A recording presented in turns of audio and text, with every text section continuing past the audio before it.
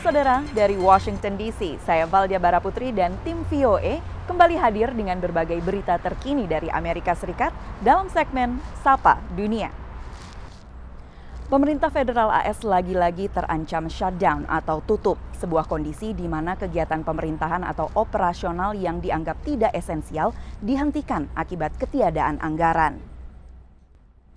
Ancaman penutupan kali ini diakibatkan adanya perdebatan antara pembuat kebijakan konservatif garis keras dengan para pembuat kebijakan lainnya di Kongres AS mengenai besaran anggaran pemerintah untuk tahun fiskal mendatang. Kongres AS harus menyepakati anggaran tahun fiskal baru pada 29 September saat anggaran lama habis. Jika tidak, penutupan pemerintahan akan berlangsung pada 1 Oktober. Government shutdown terakhir kali berlangsung pada tahun 2018 selama 35 hari. Akibatnya, sekitar 800.000 pegawai federal dirumahkan dan tidak menerima gaji. Dipercaya sebagai kekuatan militer terbesar kelima di dunia, militer Rusia belum meraih kesuksesan di Ukraina seperti yang diharapkan oleh Presiden Vladimir Putin lebih dari 1 tahun semenjak perang dimulai. Seberapa kuat sebenarnya militer Rusia? Simak laporannya. Saat pertama menyerang Ukraina pada Februari 2022, Presiden Rusia Vladimir Putin berjanji menguasai ibu kota Kiev dalam 3 hari. 18 bulan kemudian, target itu jauh dari kenyataan. Meski Kremlin telah menghabiskan anggaran lebih dari 60 miliar dolar Amerika Serikat. Everybody was looking at basically the amount of money that the Politburo, that the Kremlin was throwing at the Russian military and saying, well, that they're going to have real capabilities. Invasi atas Ukraina yang tadinya dirancang sebagai ofensif kilat akhirnya terulur jadi perang untuk bertahan. Menurut World Population Review, jumlah pasukan aktif dalam militer Rusia menempatkannya sebagai militer terbesar kelima di dunia, setelah Tiongkok, India, Amerika Serikat, dan Korea Utara. Tapi, besarnya jumlah personel aktif belum tentu mencerminkan efektivitas militer sebuah negara.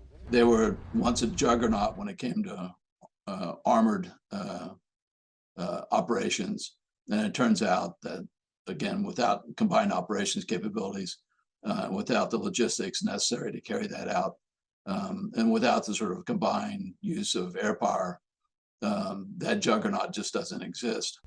Kelemahan pada disiplin, komando, dan struktur dalam militer Rusia telah diketahui sejak Agustus 2008 saat konflik di Georgia. But it was, a dismal performance. And Putin vowed that he was going to change things, and he embarked upon a 10 to 15-year military modernization plan. Analis yang berbicara pada VOA juga masih menunggu reaksi prajurit Wagner Group di lapangan, merespon kematian pemimpinnya Yevgeny Prigozhin dalam kecelakaan pesawat yang diduga didalangi oleh Putin. Dari Washington DC, demikian laporan tim VOA. Akhir-akhir ini, kelompok orca tidak hanya berenang dekat dengan habitat manusia, tapi juga menabrakkan dirinya ke kapal dan menyebabkan kerusakan. Apa penyebab sikap agresif dari hewan yang terkenal lembut ini dan apakah akan menyebar? Simak laporan berikut ini. Kelompok paus pembunuh atau orca terlihat berenang dekat Seattle, negara bagian Washington, menjadi bagian keindahan alam yang mendatangkan banyak turis ke kawasan ini. Tapi tak sedikit yang khawatir akankah satwa laut ini mengikuti perilaku kawanan orca di semenanjung Iberia di pesisir barat Eropa sejak Mei 2020. Ada apa dengan orca?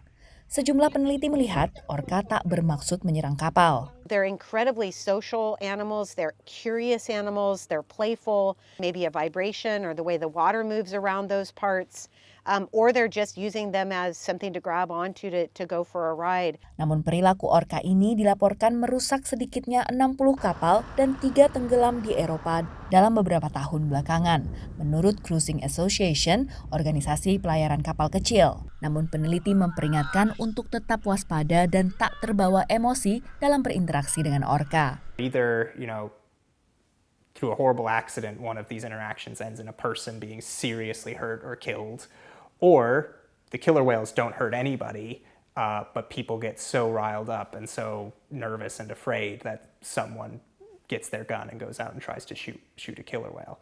Di Amerika Serikat, paus pembunuh hanya ditemui di pantai barat mulai dari California hingga bagian selatan Alaska di utara. Sejauh ini, meski banyak terjadi interaksi antara kapal dengan kawanan orka, tak ada insiden interaksi agresif seperti yang terjadi di lepas pantai semenanjung Iberia. Demikian laporan tim VOA. Sebuah restoran Indonesia di California bernama Lalapan teguh mempertahankan cita rasa asli dan menolak menyesuaikan resep agar mudah diterima oleh lidah barat. Hasilnya, pelanggan yang mengapresiasi masakan khas Sunda dan Betawi. Waktunya makan siang, dapur Lalapan nampak sibuk. Ada yang memasak soto Betawi, nasi goreng, dan mengaduk-aduk bahan cendol dawet di atas kompor. Resep soto Betawi dan ayam kremes, kata Lili, adalah resep warisan keluarganya di Indonesia. Ia pertahankan keaslian resep itu supaya tetap menghasilkan cita rasa Indonesia. Kalau masakan Indonesia tuh pengennya tuh lebih autentik ke Indonesia daripada kita harus adaptasi sama misalnya saya ada di negara lain, saya harus adaptasi dengan negara lain taste bud-nya gitu loh. Keaslian rasa ini diakui oleh Sanjaya yang memesan soto Betawi dan es cendol dawet. Karena memang rasanya enak, autentik juga rasanya.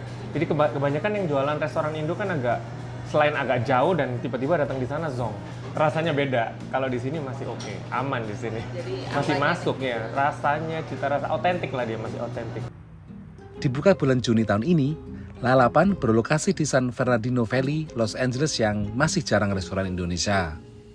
Selain diaspora Indonesia, pelanggannya juga warga keturunan Timur Tengah, Amerika dan Asia seperti Emma Burden dari Filipina. I think on Google, that's where it came up. So I was like, oh, and and I read about it. It's the first Indonesian around here. So I said, oh, that's cool. And I have one of my best friends is Indonesian. That's why. So I've tried the food, so I'm kind of familiar. Kata Lili, nama Lalapan itu diilhami dari kata lalapan atau sayuran segar.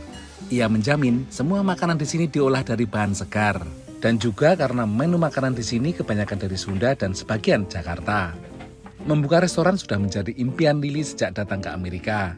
Ia ingin masakan Indonesia lebih dikenal di negara ini. Dari Los Angeles, Supriyono, Aryatno Budianto, Virginia Gunawan, VOA.